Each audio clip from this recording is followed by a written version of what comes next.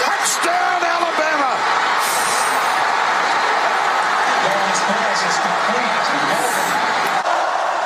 One more. It is blocked! Moss again! Jarvis Moss again! Another guy with the great deep voice, big roly-poly guy, likable, your man next door. Everybody loved Vern, I think. Loved his sandwich, yeah. The man knew his way around a sandwich. Let's just say that. And obviously, with the rise of the SEC over probably more than 20 years, but just like he voiced some of the biggest games in college football over like the last like 18 to 20 years. So the kick six between Auburn and Alabama, Johnny Manziel having a crazy game where they beat Alabama.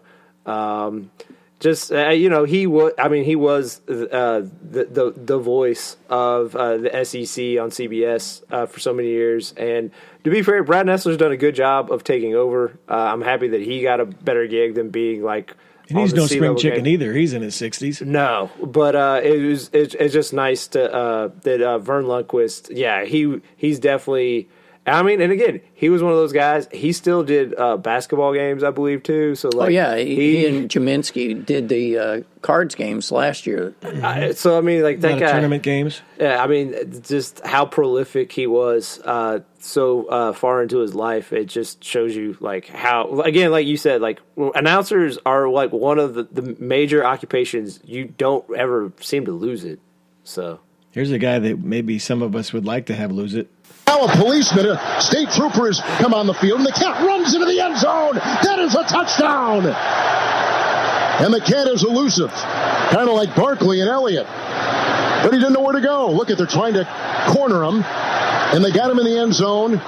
There are state troopers all around this cat, which now climbs up into the stands. And the fans are running for their life. Now it goes back on the field again. And it's running in the back of the end zone. And it runs up the tunnel. Wait a minute. They're running for their lives because of a black cat? I don't know about that. He always gets the good on the field calls, of strangeness on the field, not just the game. So, yeah.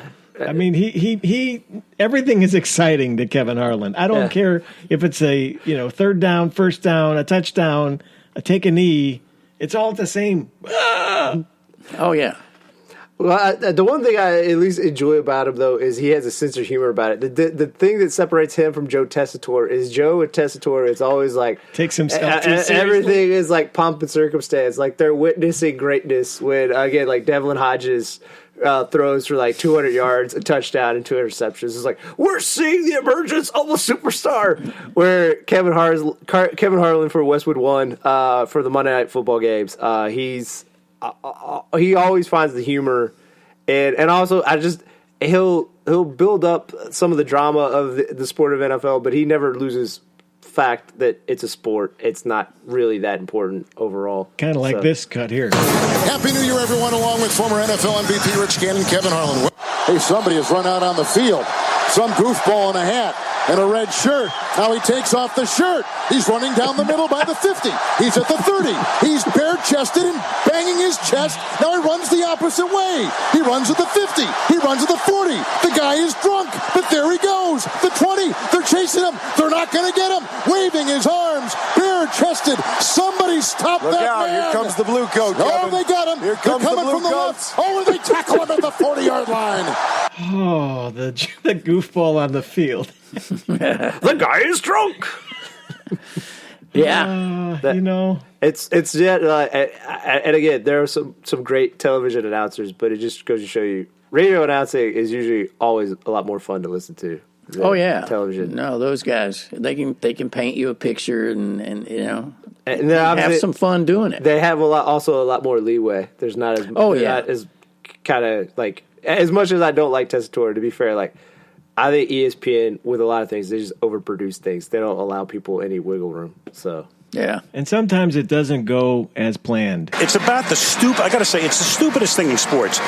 There are pyrotechnics now with every pregame show, halftime show. It's doubly stupid in indoor arenas, in the NBA and NHL. And this whole place was just full of smoke 2 minutes ago because of some garbage at halftime. And, I'm going to say it once, and hopefully I'm wrong, but it's a disaster waiting to happen. This is Miles Austin up past the 20 to the 28-yard line. Al Michaels having a bad day. Yeah, well, he couldn't see the game or something. I don't know. He's pretty short, but he can see over the smoke. I don't know. It's just another reason why I like him. Like he's built up enough stature that when he sees something he doesn't like, he'll get grumpy and he'll just lash out about it. He's not gonna be like too protective of the league. Like he's just like this is trash. But we heard a cut earlier from him, 1980. This is almost 2020. That's an amazing career right there. Oh, yeah. Yeah. Oh, yeah. I mean, what's that, 40 years. Well, it's funny because they hired Mike Tirico essentially, I guess, like 3 years ago from ESPN because he's essentially in waiting because obviously I don't know when Al Michaels' contract. I mean, again, like to be fair to your point, Al Michaels might be there He's another as good as ever, 5 to 10 years. Yeah, so it's like, and I like Tirico. Oh, Tirico is excellent. The one that doesn't make sense to me is Chris Sims, but that's a whole other, But anyhow. But there's other people who don't make any sense either. Here's Bill Walton. Oh. This is called a glockenspiel, okay? Made famous. The German name. You broke it. No, I didn't break it. It comes apart like that. That's how you transport it. No, I went to Temecula and brought here some dirt. And this is how you use this dirt. No, don't.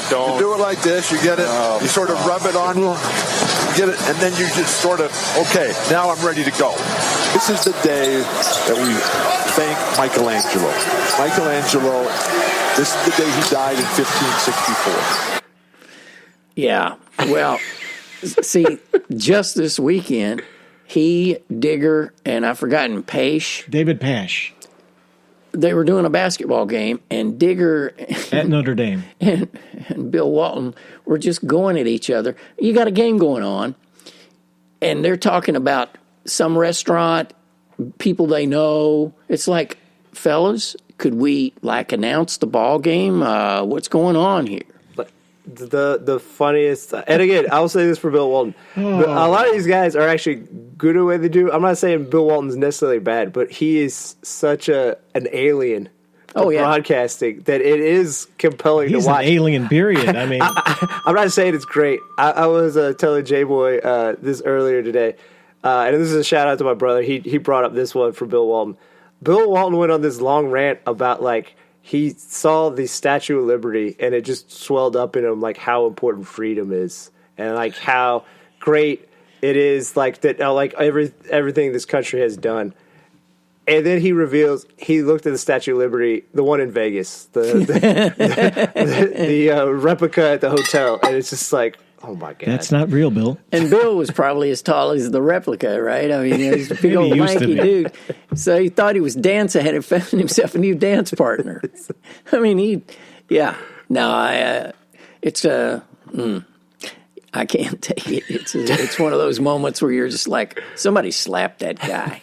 Well, that's our little salute to the play-by-play men of professional and college sports. Well, as we close, we have a new sponsor for sports and other stuff. Swendella Bread.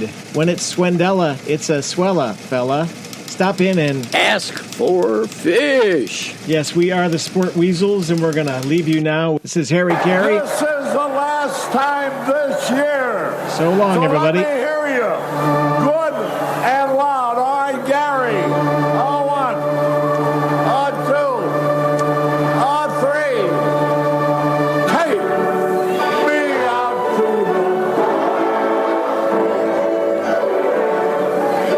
the... As Harry has another Budweiser, we'll say thanks for listening to the Sport Weasels. We wish you good hunting, fishing, boating, and camping. So long for now.